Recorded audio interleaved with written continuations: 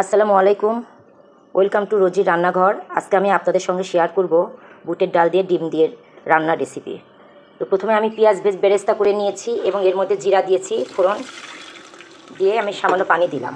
এটা আমি প্রেশার কুকারে রান্না করব।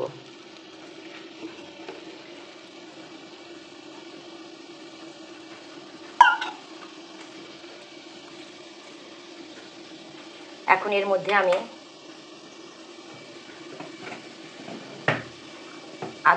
আদা রসুন বাটা, এখানে আদা রসুন বাটা 1.5 চামচ মতো এখানে দিব। আর এর মধ্যে হলুদ গুঁড়া, মরিচ গুঁড়া, ধনিয়া জিরা গুঁড়া এবং গরম মশলা, সাদা ফল, কালো ফল, লং, গোলমরিচ, ডালচিনি সবই এর মধ্যে দিয়ে দিয়েছি।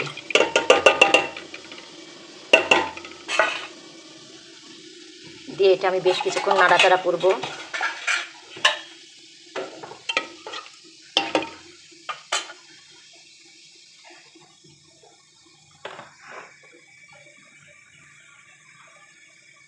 এটা আমি বেশ কিছুক্ষণ নাড়াচাড়া করব। নাড়াচাড়া করার পর এটা যখন মোটামুটি হয়ে আসবে তখন আমি এটা বুটের ডালের মধ্যে ঢেলে দিব।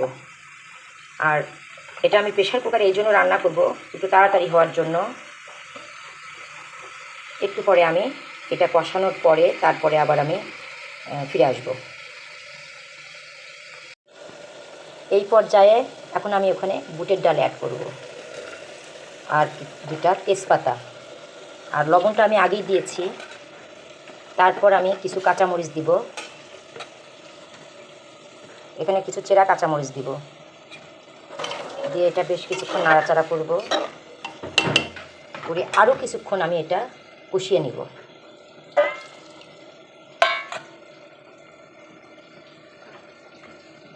কষিয়ে নেওয়ার পরে আমি ঢাকনিটা লাগিয়ে দিব এবং 5-6টার মতো শীষ উঠাবো।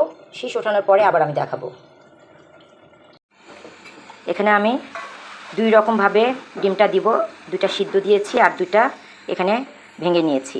তো এর মধ্যে একটু আদা রসুন বাটা, কাঁচামরিচ, পেঁয়াজ, লবণ দিয়ে এখানে রেখেছি। এটা আমি ভেজে নিব কিছুটা, আর 2টা আমি সিদ্ধ করে তারপরে বুটের মধ্যে দিয়ে দিব। এই যে আমার বুটের ডাল, এটা সিদ্ধ হয়ে গেছে সুন্দরভাবে। আর এখানে আমি ডিম ভেজে নিয়েছি 2 রকমভাবে। আর এখানে রসুন এবং পেঁয়াজ আছে, এটা আমি এখন বাগার দিব।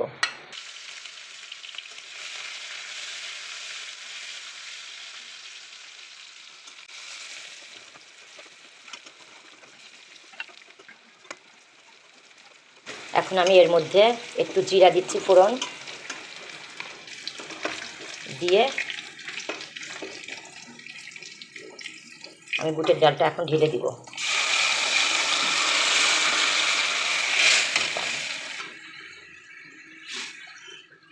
একটু পানি দিচ্ছি, আর একটু পানি দিব।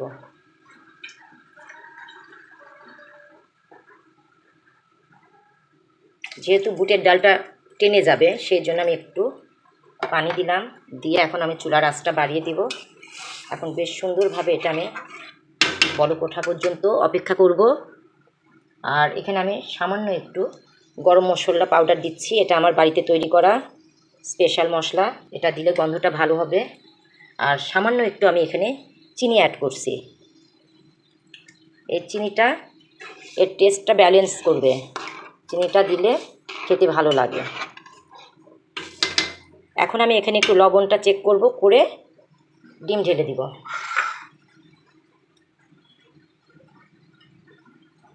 এখানে আরেকটু লবণ লাগবে।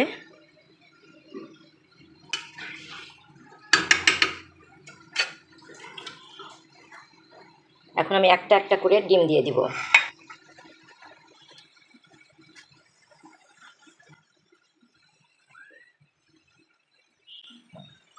এখন এটা পুরোপুরিভাবে একটু ফুটে উঠলে তারপরে আমি নামিয়ে নিব।